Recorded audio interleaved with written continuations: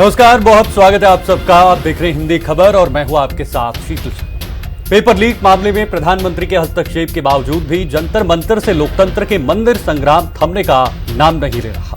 छात्र और विपक्ष के नेता एक मांग पर अटल हैं, धर्मेंद्र प्रधान का इस्तीफा। तो सरकार लगातार चर्चा करने के समाधान निकालने की कोशिश कर रही है। लोकसभा राज्यसभा का हंगामा हो या फिर धरना स्थल पर बैठे छात्र हो, पीएम मोदी के आश्वासन पर भरोसा जताने से कतरा रहे हैं। सोनम वांगचुक ने अनशन में भले ही तोड़ दिया, पीएम मोदी ने बयान भी जारी किया, लेकिन पेपर लीक रोकने के लिए क्या कदम उठाए जाएंगे? परीक्षा के दौरान लापरवाही के लिए सिस्टम किसकी लापरवाही है? आगे अगर पेपर लीक हुआ तो किसे जिम्मेदार ठहराया जाएगा?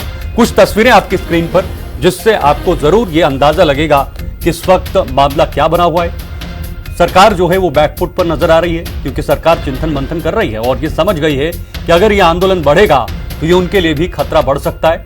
इसके अलावा आज की सबसे बड़ी अपडेट, वांगचुक ने अपना अनशन तोड़ दिया है और अनशन तोड़वाया है भारतीय जनता पार्टी के कद्दावर नेता और केंद्रीय में मंत्री जेपी नड्डा और उनके साथ डॉक्टर जितेंद्र सिंह।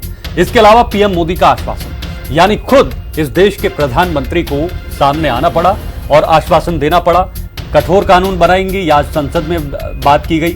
विपक्ष का हल्ला बोल लगातार जारी है और जंतर मंतर पर बवाल अभी भी बना हुआ है। चर्चा हम शुरू करेंगे, लेकिन उससे पहले आपको सुनाएंगे पीएम मोदी ने क्या कुछ कहा। दायक है और इसलिए पेपर लीक घटना से अब तक पिछले 2.5 महीनों में अनेक विध कदम उठाए गए, गुनहगारों को पकड़ा गया है, वे जेल में पड़े हैं। हमारा सबसे महत्वपूर्ण जिम्मा था, दायक है और इसलिए पेपर लीक घटना से अब तक पिछले 2.5 महीनों में अनेक विध कदम उठाए गए, गुनहगारों को पकड़ा गया है, वे जेल में पड़े हैं। हमारा सबसे महत्वपूर्ण जिम्मा था, दायक है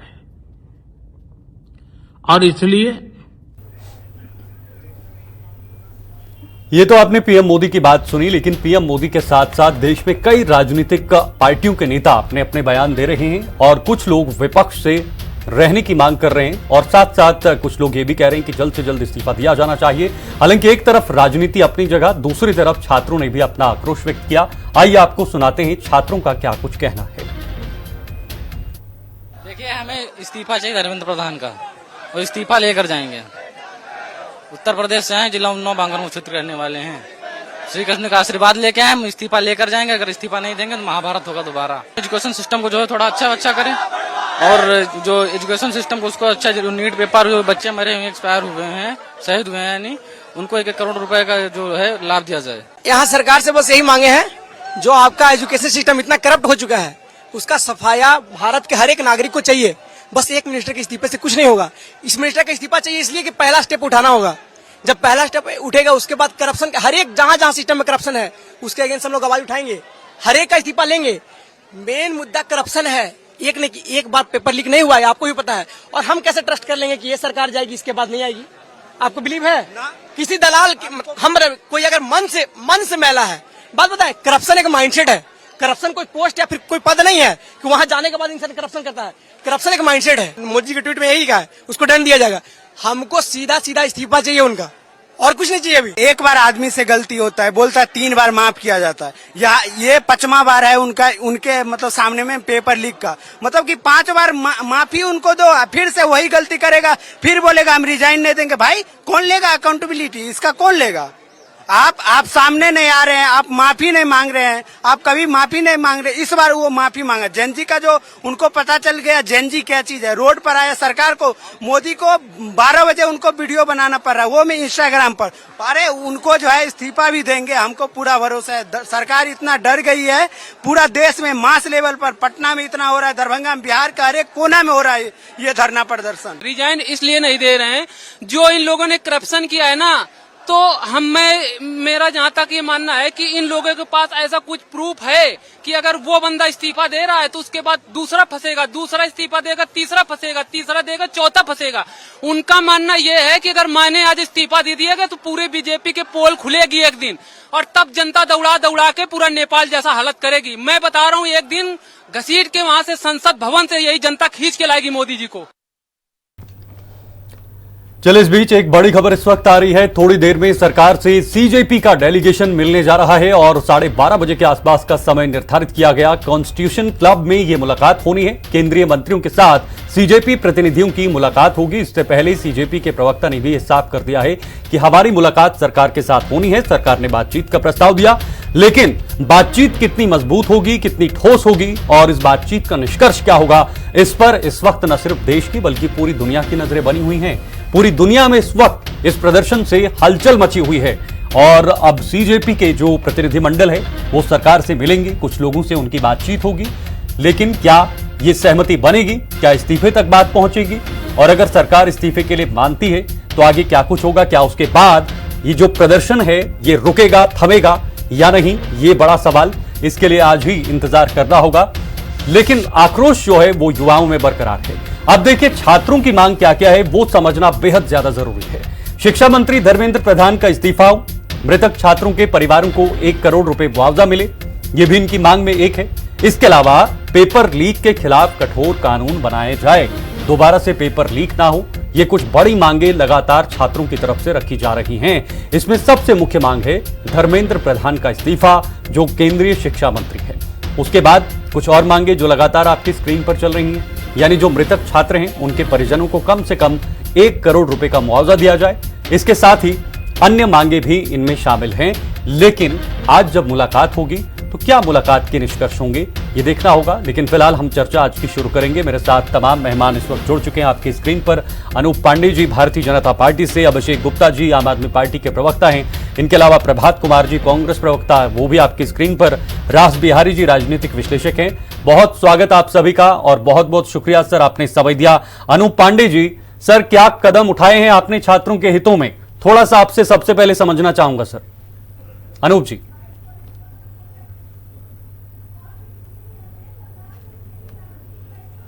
अनूप जी, आप सुन पा रहे हैं क्या?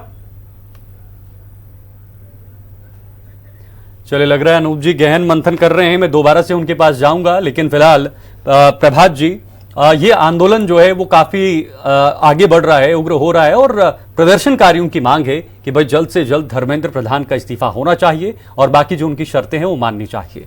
संसद में भी संग्राम देखने को मिल रहा है, विपक्ष लगातार अड़ा हुआ है कि इस्तीफा होना चाहिए। सबसे पहले, क्या आपको लगता है इस्तीफे के बाद सब चीजें सुधर जाएंगी, हमारा सिस्टम, हमारी व्यवस्थाएं सुधर जाएंगी, यही मात्र एक विकल्प है, या कांग्रेस के पास कोई नई सोच है, कोई नया रोड मैप है जिससे इन तमाम चीजों को रोका जा सकता भविष्य में? शीतल भाई, बहुत बहुत धन्यवाद आपका जी। ठीक है, वो टेक्निकल कुछ कारण होगा जिसके कारण से आवाज नहीं जा रही है। वही टेक्निकल कारण सरकार और छात्रों के बीच में भी है। छात्रों की आवाज, विपक्ष की आवाज प्रधानमंत्री जी तक नहीं पहुंच रही है। अब हम तो आवाज के सामने भी पहुंच गए कि अगर प्रधानमंत्री जी अपने बेडरूम में भी होंगे तो वहां भी आवाज शायद पहुंच जाए, लेकिन पहुंची। इतने दिन बाद आखिरकार जागे प्रधानमंत्री जी, हमने उन तक ये आवाज पहुंचाई। रह गई बात, आपने प्रश्न किया कि ये क्या शिक्षा मंत्री का इस्तीफा हो जाएगा तो इससे सब कुछ ठीक हो जाएगा। मेरा मानना है शायद नहीं। लेकिन आप सोचिएगा शीतल भाई, आप एंकर हैं, आपके साथ आपके और भी सहयोगी एंकर होंगे। मान लीजिए किसी विषय पर कोई एंकर ऐसे होंगे जो किसी बात को लेकर के बाइस्ट हो जाए या मेरे जैसे प्रवक्ता पर चीखे चिल्लाए, कोई बातें ऐसी हो जाए जिसको मतलब एंकरिंग से अलग हट के देखा जाए, तो फिर क्या होता है, मैनेजमेंट क्या कहती है, एक तो पनिश करती है। नतीजा क्या होता है कि बाकी सारे लोग उस बात से सबक लेते हैं। ये सामाजिक भी एक कायदा कानून है कि एक अगर पनिश होता है, हम पनिश का प्रावधान ही इसीलिए है, सजा का प्रावधान इसीलिए होता है।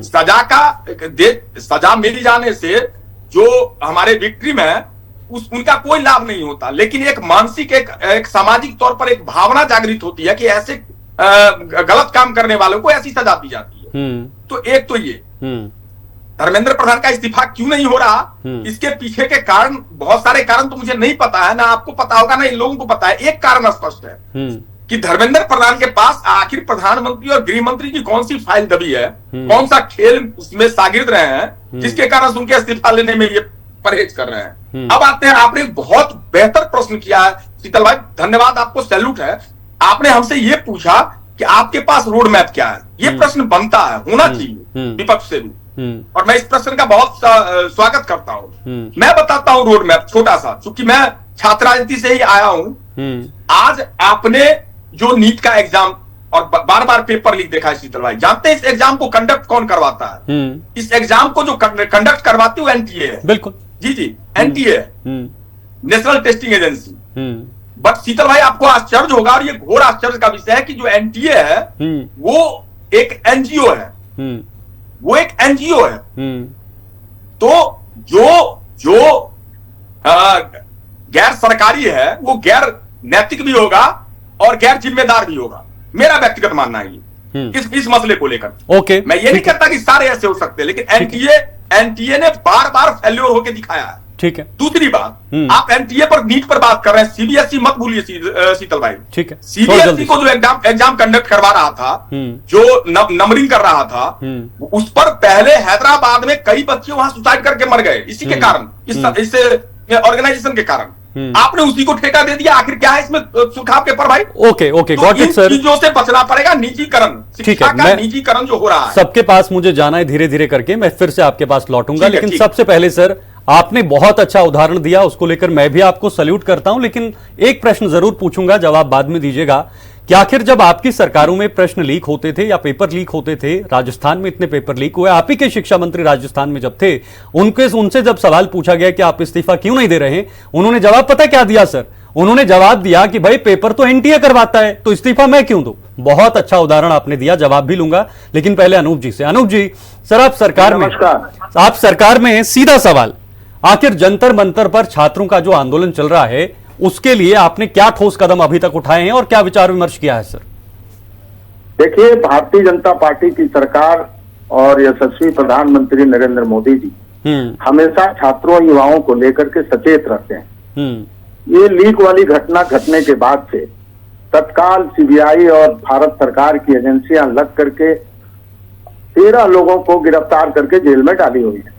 इसके बाद सबसे पहले बच्चों के भविष्य को देखना था कि बच्चों का भविष्य न खराब हो, तत्काल तुरंत परीक्षा कराई गई, फीस भी नहीं लिया गया, नया फॉर्म भी नहीं हुआ, उसी पर तुरंत परीक्षा कराई गई, चाक चौबंद परीक्षा हुई, बच्चों के रिजल्ट आए और बच्चे आज खुशी मना रहे हैं। लेकिन मेरा कहना यह है, ये जो जंतर मंतर पर जो राहुल गांधी द्वारा, अरविंद केजरीवाल द्वारा, उद्धव ठाकरे द्वारा या अन्य भी जो विपक्षी हमारे नेतागण हैं भारत के, ये इस तरीके से बखेड़ा खड़ा किया गया, इसको शांतिप्रिय ढंग से, ठीक है लोकतंत्र में भाई सरकार ने कहा कि अब ठीक है बैठिए, आपकी मांग को सुना जाएगा, आप धरना दीजिए, प्रदर्शन करिए, लेकिन दुख तब होता है जब मदरसों से स्टूडेंट निकल के, नीट वाले नहीं, नीट वाले छात्र तो नामात्र के कहने के हैं, उनके कंधों पर रख के लोग बंदूक चला रहे हैं। जब शाहीन बाग के तरफ से, जब सीलमपुर से, जब मेरठ से, जब सहारनपुर से, ये सब मदरसा से बच्चे निकल करके आके सड़कों पे जो उधम मचा रहे हैं, जो पत्थरबाजी, जो इनका एक ट्रेडिशन है, ट्रेडिशनल अराजकता फैला रहे हैं। अच्छा सर, एक बात बताइए, ताली बजा रहे हैं। अनूप जी, एक सवाल मेरा क्रॉस, मुस्कुरा रहे हैं, एक क्रॉस सवाल आपसे रहेगा, जल नहीं है, ठीक है, जंतर मंतर में अराजकता कायम किया जा रहा है, ठीक है, तो ये गलत है, ये छात्रों के नाम पर, ठीक है, हिंसा बिल्कुल भी बर्दाश्त किसी भी देश में। महिला पत्रकारों के को किस तरीके से बेइज्जत लोग कर रहे हैं, जैसे खा जाएंगे उसको, किस तरह से दौड़ा रहे हैं। वहां पर 40 साल का जुनैद, 25 साल का चांद, ये सब चांद, जुनैद, अफजल, ये सब आकर के जो आतंक जो मचा रहे हैं। ठीक है, लेकिन सर प्लीज इस आंदोलन को आप किसी विशेष धर्म से ना जोड़िए, ये युवाओं का मसला है। मेरा सीधा सवाल आपसे अनूप जी ये है कि देखिए, आप कह रहे हैं कि भाई नीट के छात्र तो मजे में हैं, वो तो अपना जश्न मना रहे हैं, उन्होंने एग्जाम दे दिया है, लेकिन जो लोग इस वक्त जंतर मंतर पर हैं वो भी तो इस देश के युवा हैं, उनमें भी कुछ दुख दर्द है, उनको भी तो सुना जाना चाहिए कि आखिर वो युवा अगर कुछ मांग कर रहे हैं तो जल्द से जल्द सरकार उनके सामने जाए और आश्वासन दिलाए। उनकी कौन सुनेगा सर? सरकार को नीट परीक्षा लीक, जो नीट की परीक्षा लीक हुई थी, छात्रों का भविष्य जो उनसे जुड़ा था, सरकार ने उसको बेहतर ढंग से किया है।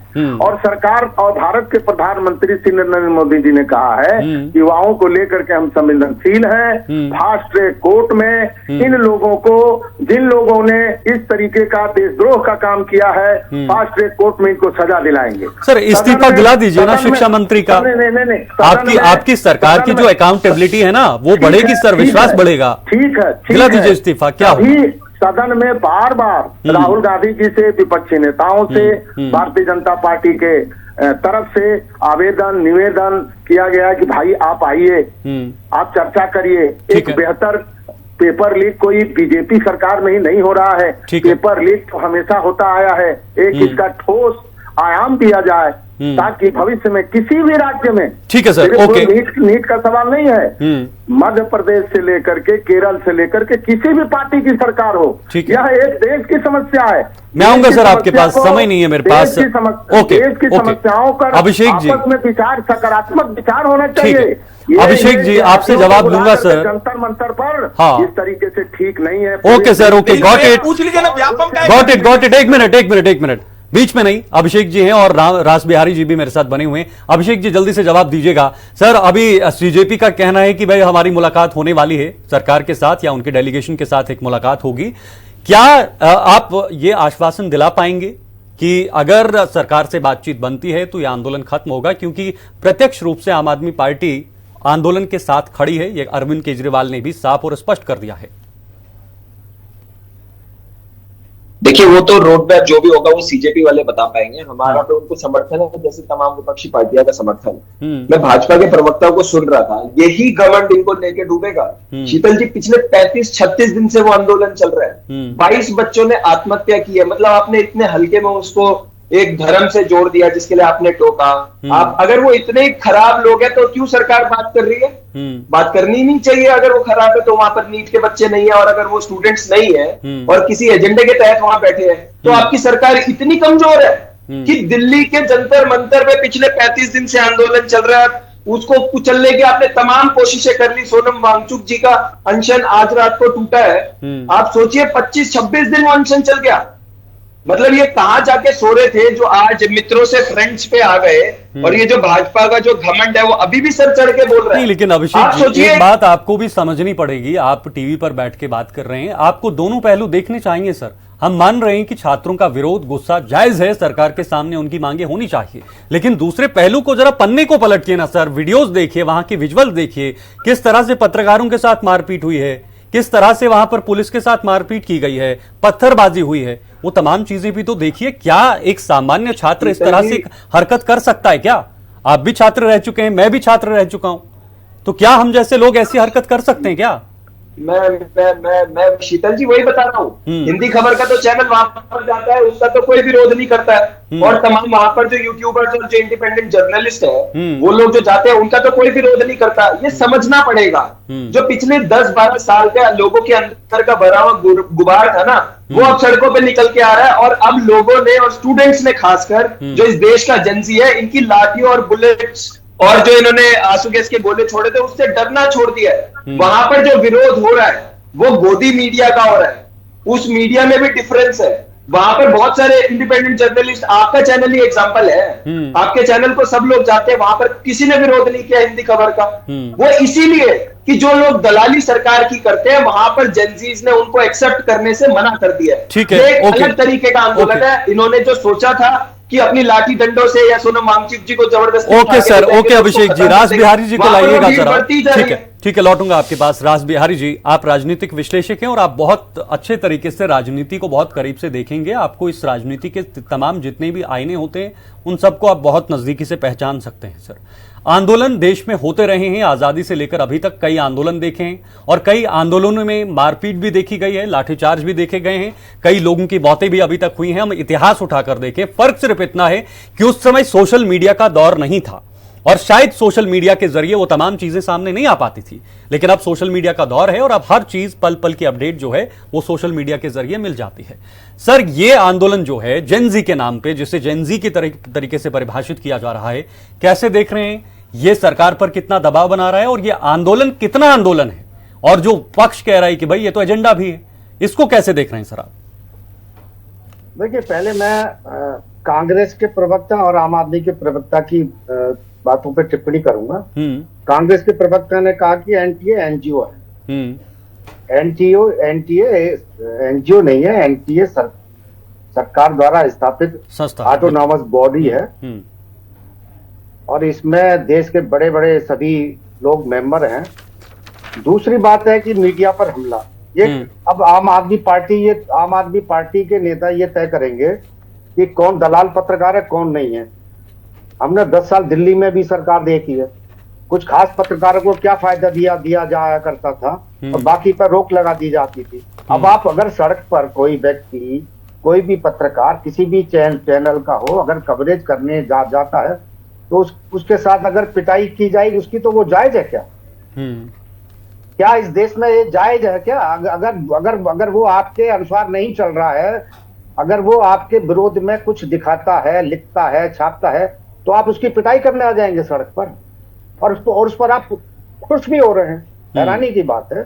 देखिए, दूसरी बात यह है कि जिस तरह से ये आंदोलन चल रहा है, ठीक है, नीट का पेपर लीक हुआ, उसके लिए सरकार दोषी है, सरकार दोषियों के खिलाफ कार्रवाई कर रही है। अगर इसमें शिक्षा मंत्री की भूमिका है तो उनको भी दोषी बनाया जाना चाहिए। हम ये तो नहीं कह सकते कि शिक्षा मंत्री ने पेपर लीक करने में कोई पहल की है या उनकी कोई भूमिका है। ठीक है, सरकार कार्रवाई कर रही है, अब फास्ट ट्रैक कोर्ट भी बनाई जा रही है, नया कानून भी लाया जा रहा है। नहीं बिहारी जी, मैं थोड़ा दूसरे तरीके से समझना चाहता था कि ये आंदोलन जो कि कहा जा रहा है, कुछ लोग कह रहे हैं कि आंदोलन नहीं बल्कि एक प्रोपेगेंडा है और उसी के तहत ये कार्रवाई की जा रही है। आप किस नजरिए से देखते हैं? क्या वाकई में ये प्रोपेगेंडा है? सबसे बड़ी बात यह है कि हम बहुत अरसे बाद देख रहे हैं कि कुछ लोग प्रदर्शन कर रहे हैं, उसके बाद विपक्षी दल उनका समर्थन करने आ रहे हैं। अगर विपक्षी दलों को इतनी बड़ी बात लगती थी तो राहुल गांधी विदेश क्यों चले गए? उन्हें तो पहले दिन ही धरने पर बैठ जाना चाहिए था। बिल्कुल सर, अरे ठीक है, अरविंद केजरीवाल धरने पर बैठ जाना चाहिए। ओके, समय नहीं है मेरे पास। तुरंत जवाब प्रभात जी, तुरंत 10 सेकंड सर। प्रभात जी 10 सेकंड सर है मेरे पास। हाँ ठीक। पहली बात तो मेरा चैलेंज है रास बिहारी जी से, मैं टीवी पर आना छोड़ दूंगा, ये आना छोड़ दे अगर एनजीओ नहीं होगी एनटीए तो। पहला प्रश्न क्लियर, एक्सेप्ट करे मेरी चुनौती। ओके। आपने जो प्रश्न किया, नहीं उस प्रश्न का जवाब ले लीजिए। भाई साहब, लगातार शीतल जी लगातार पेपर लीक होते गए और धर्मेंद्र प्रधान अपनी सीट पर बैठे रहे। अगर पहले ही एनटीए को भंग कर दिया गया होता, उससे ये एग्जाम कंडक्ट करवाने का ठेका ले लिया गया होता, तो अभी हम धर्मेंद्र प्रधान का इस्तीफा नहीं मांग रहे होते शीतल जी। इन्होंने एनटीए नामक चिड़िया डाल करके पूरे देश के छात्रों के भविष्य के साथ खिलवाड़ करने का काम किया। मेरा प्रश्न कुछ और था, आप समझ नहीं पाए सर। गोविंद सिंह डोटासरा का बयान पढ़िएगा, पूर्व शिक्षा मंत्री राजस्थान के, उन्होंने क्या कुछ कहा। वही कह रहा हूँ, नहीं कह रहे हैं आप, जो मैंने सवाल किया था। अगर एनटीए को भंग कर दिया गया होता तो हमें इनकी सर, आपकी सरकारों में कितनी बार एग्जाम जो है वो लीक हुए हैं सर। राजस्थान में क्या किया आपने? राजस्थान में क्या किया? कुछ नहीं कर पाए अभी तक, एक भी इस्तीफा नहीं आया है आपकी सरकार में सर, शिक्षा से जुड़ा हुआ। इतिहास कंगालिए 1991 से लेकर आप आज तक कोई भी इतिहास कंगालिएगा, एक भी इस्तीफा आपकी सरकार से नहीं आया है जब सवाल उठे। ठीक है, ओके, समय नहीं है। अनूप जी, व्यापम में क्या हुआ? ठीक है सर, मेरे पास बहुत कम समय है, माफी चाहूंगा। अनूप जी, जल्दी से जवाब, आप सरकार में सर, जल्दी से जवाब। यह आंदोलन का रूप कहां तक जा रहा है सर? अनूप जी सर, अनम्यूट कीजिए अनूप जी। चलिए, इनकी आवाज नहीं पहुंच पा रही हमारे दर्शकों तक। अभिषेक जी, तुरंत 10 सेकंड है आपके पास सर। शीतल जी राज बिहारी जी जिसकी बात कर रहे हैं ना, फास्ट ट्रैक कोर्ट बना दी और ये कर दी, मैं एक एग्जांपल देके अपनी बात को खत्म करूंगा। 2024 में भी नीट का पेपर लीक हुआ था, धर्मेंद्र प्रधान एजुकेशन मिनिस्टर थे। इन्होंने जिस व्यक्ति को पकड़ के जेल में डाला, सीबीआई ने 3 महीने तक चार्जशीट दाखिल नहीं करी, जिसके बाद वो 22 बरी हो गया। तो ये तो हाल है सिस्टम का। फास्ट ट्रैक कोर्ट का क्या करेंगे बच्चे अगर आत्महत्या कर लेंगे? ठीक है, समय नहीं है, बहुत माफी चाहूंगा। बहुत शुक्रिया आप सभी का, अनूप जी, अभिषेक जी, प्रभात जी, राज बिहारी जी, बहुत धन्यवाद। आप सभी ने समय दिया। नीट विवाद को लेकर या पेपर लीक को लेकर या धर्मेंद्र प्रधान के इस्तीफे को लेकर इस वक्त सियासत गर्म है। गली चौक चौराहे से लेकर संसद के अंदर तक एक ही आवाज गूंज रही है कि जल्द से जल्द धर्मेंद्र प्रधान को इस्तीफा देना चाहिए और भारत की सुरक्षा नीति को सुरक्षित या जो शिक्षा नीति है उसको सुरक्षित करना चाहिए। उस बॉडी को, उस पूरे सिस्टम को और सुदृढ़ बनाने की जरूरत है। लेकिन बड़ा सवाल कि आखिर सरकार का अगला कदम क्या होगा और प्रदर्शनकारी आगे क्या कुछ करेंगे। वक्त एक छोटे से ब्रेक का है, आप बने रहिए हमारे साथ, खबरों का सिलसिला जारी।